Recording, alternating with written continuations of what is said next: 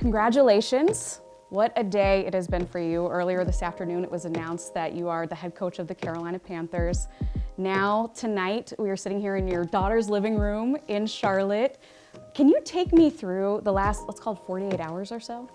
It's been incredible. You know, for us as a family, this place has always been special. Our children kind of grew up here, always been Panther fans. And obviously with my connection being a former player, you know, to think that we're here now and having the opportunity to be the head coach of the Panthers, just excited, ready to get to work.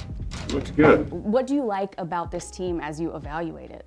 Well, obviously the defense has stood out. You know, we have an opportunity to make, with the roster that we have and will continue to grow, to be consistently at the top. I mean, to be consistently a top 5 defense.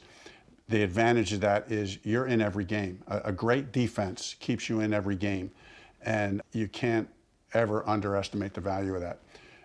Our special teams has been really strong. Coach Tabor has done a fantastic job.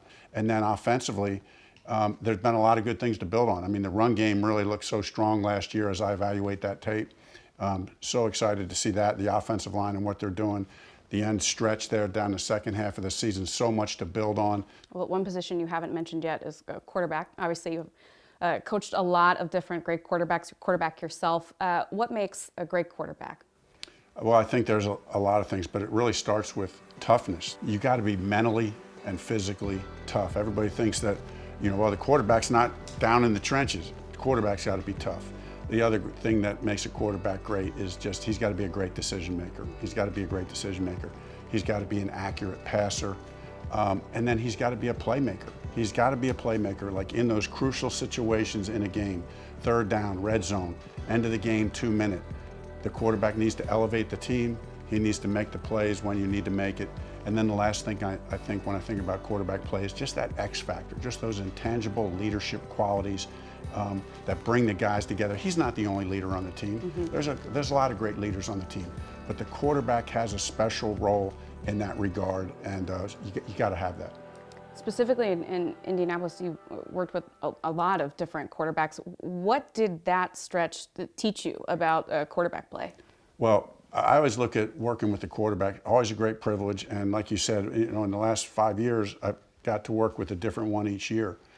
And you will see, and the fans will see, and the players are going to feel like, yes, the coaches have the vision and the plan for where we're going, but we involve the players in the process. This is a collaborative effort. The coaches are leading the way, but we're going to collaborate with players. And, you know, over the years, as I've done that with every position, but specifically with quarterbacks, it's made me a better coach. What is next on your agenda, on your to-do list?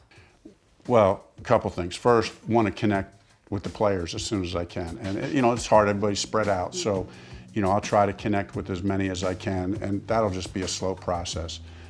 Next on the agenda is, you know, building the staff.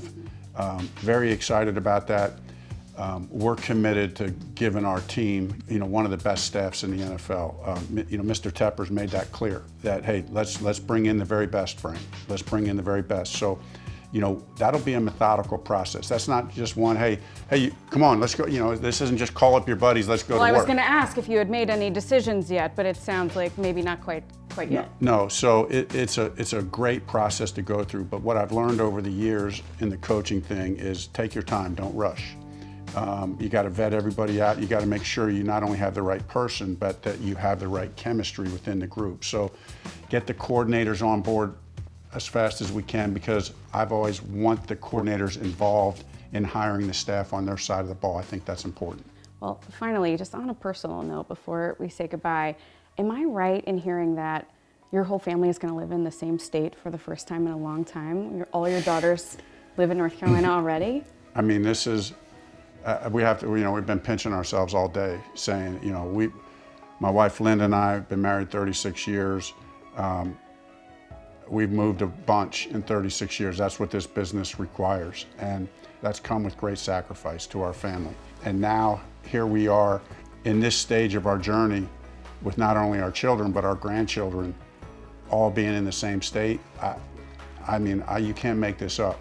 We also understand what it's all about. We also understand the grind that there is. But it'll be fun that every game, you know, our family will be up in the stands. That's quite special. Frank, Congratulations to you and Linda and your entire family, and welcome back to the Panthers. Thank you so much.